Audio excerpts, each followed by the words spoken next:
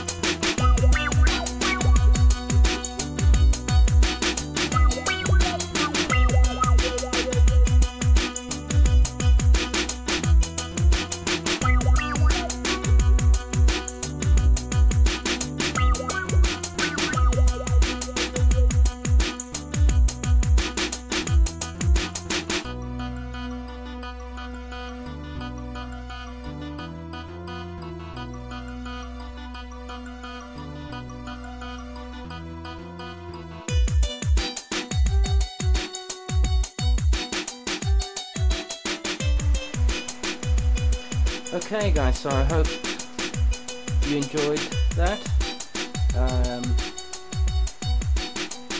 All the techniques I use are in my other videos. So thanks for watching. Thank you for the comments, for all you guys who've been watching my videos. I appreciate it.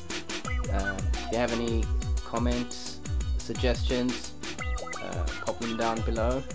I'm still in the process of painting it, so we can always add or change anything. So I'll catch you guys soon.